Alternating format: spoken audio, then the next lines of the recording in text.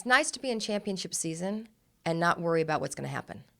And I feel like with Pac-10s and regionals, it was just, we train, this is what we trained for, so let's just go do it. It's normal. We don't, it's like I told the girls after the first rotation on floor, a few of them had some weird little stumbles, and I said, guys, you don't have to be extraordinary.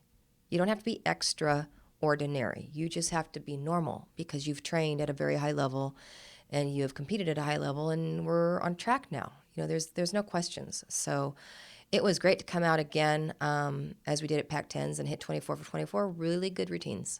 Regionals, obvious highlight was Annalee. And this is what we had hoped for, that when we held her out from our last home meet against Michigan State in Fullerton, that she would be healthy enough to compete in the all-around.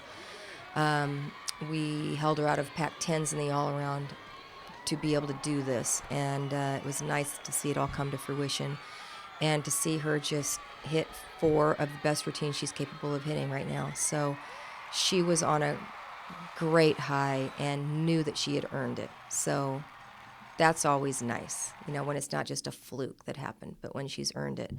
Another huge highlight for us was Elise Hopfner-Hibbs finally coming in on bars with a double out bar dismount, because that's something that she struggled with since she was 12 years old.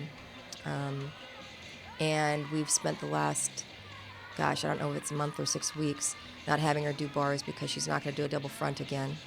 Had kept hyperextending her knees on that, and there was no reason she couldn't do this dismount. And so not only did she do it, but she did it really, really well. So that was great. And then the emails and the information that I'm getting back from fans that were in the stands just said it wasn't just the performances they saw on floor and beam. It was the performances they saw on bars and vault as well. And that's coming from people that I don't even think they get on our website. And as we talked about last week or the week before, that's the number one thing that I want. I always want to feel that our team has an amazing performance quality on every event. And it was nice for someone to be able to point that out that I don't think is really privy to all the internet stuff. So those were the highlights for all of us. And the crowd was wonderful. We really felt like rock stars out there. When our team marched out on the floor, and then when they came out for their first rotation, they went crazy. And that's the first thing the girls talked about when we got back in the locker room for the bye. The icing on the cake was having Chris win the Assistant Coach of the Year award, and Patrina Long, our senior women's administrator, win the Administrator of the Year award. I think everybody knows how hard it is to put together a championship meet, so it was nice for Patrina to get some recognition for that. But Chris is just the consummate coach. I mean, he was born to coach. Every cell of his DNA is just, he's super coach. And it's nice for him to get that recognition. He is our assistant head coach, and he just does an amazing job, so I was thrilled for him. One of the best coaching decisions that I've made this year is moving Annalee to start off on beam. We've got a lot of great beam workers on this team, but there's something about her demeanor and her face before she goes up. It just has a calming effect on everyone. Even the people in the stands mentioned it to me. And as I mentioned before in previous press conferences, she knew she was taking one for the team. In doing that, she hit a beautiful routine, and I think the comment that I've gotten most from people that were watching the stands felt that had she gone up later in the lineup, she would have won the all-around, her last home meet in Poly Pavilion. Obviously not taking anything away from Vanessa, because Vanessa has done an incredible job and did as well on Saturday. But I think the consensus is that she got hit being first one up on that event a little bit harder maybe than the others did. And that would have been nice. But she hasn't mentioned it one time. And she's just still floating around on cloud 9. I just saw her out on campus. She had a stack of papers like this. I said, "What are you doing?" She says, "I'm stealing all the Daily Bruins," because there's this big picture of her just beaming on the back of the Daily Bruin. So she has grown up beautifully this year. And that is a big part of it. I don't know if she would have done that in the years past, if she would have continued to have such a great attitude going first up on beam. Michelle is probably not going to be back. She's got a severe ankle sprain.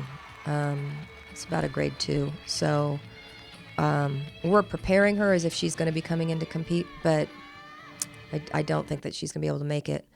Luckily, we're deep, and the people that came in for her did a beautiful job. And it's nice to see that Brittany's able to handle her schedule.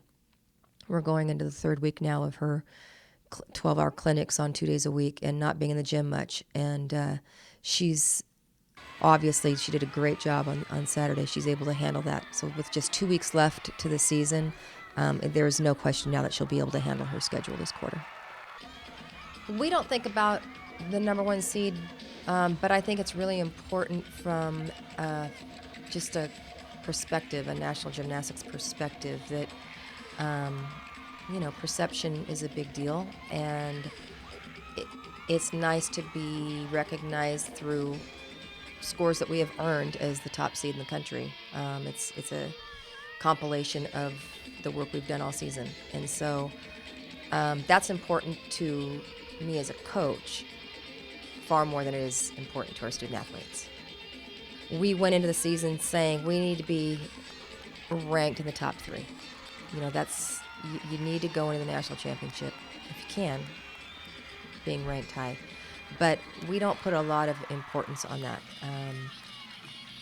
It's nice also to have had 2 weekends in a row now where we've had the highest score in the country. I just think that it says a lot to the gymnastics community out there. But we know that on that given night, great things happen. I like to have the afternoon session because it gives their bodies more time to heal before Friday night, and it gives them a little bit more rest. I feel kind of badly because it's not necessarily going to have an adverse effect on the all-around title, but it could. Being in the afternoon session, I think that we've got certainly 3 people that could contend for the all-around right now: Anna Lee, Vanessa Zamaripa, and Elise. And I'd like for them to have a nice, fair shot at that. So that's the only downfall of competing in the afternoon. Everything else, I think, is a plus. I think it's great that there's so much parity coming up now within collegiate gymnastics that, there used to be a significant worse draw, and now I don't think there is. I just think whatever 6 teams go out there, you've got to be on your game. Otherwise, you're not moving on to the next night. So with the teams that are there, it's going to be us, Oklahoma, Utah, Oregon State, LSU, Nebraska, and I think that's a great field. I don't think that anyone can take anything for granted, and it's collegiate gymnastics has turned into a really fun championship. You got to be on your game to move on, and it's going to be an exciting championship, both sessions. Is there a home advantage for Florida? I believe there is. I just think that there's an excitement, a healthy excitement and enthusiasm that your athletes get when they compete at home. And just like we felt at regionals, when you walk out on the floor and you're greeted with this amazing, appreciative applause, it does something to boost you up. That's why we like to travel a lot of people, obviously. But I think it's going to give their athletes an advantage. I don't think it's going to do anything score-wise.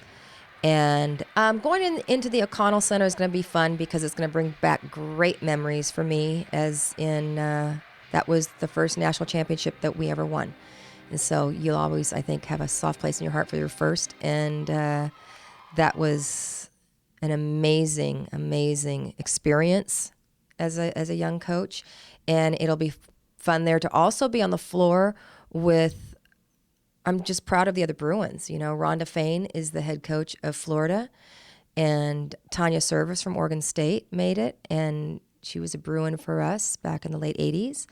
And very proud of Missouri. Amy Smith, who's assistant coach at Missouri, will be there with their team. And Mark Cook, who was an assistant coach for us when he first got into college coaching, who's the head coach of Arkansas. So there's going to be a lot of great Bruin love and Bruin competitive rivalry going on, so it'll be fun.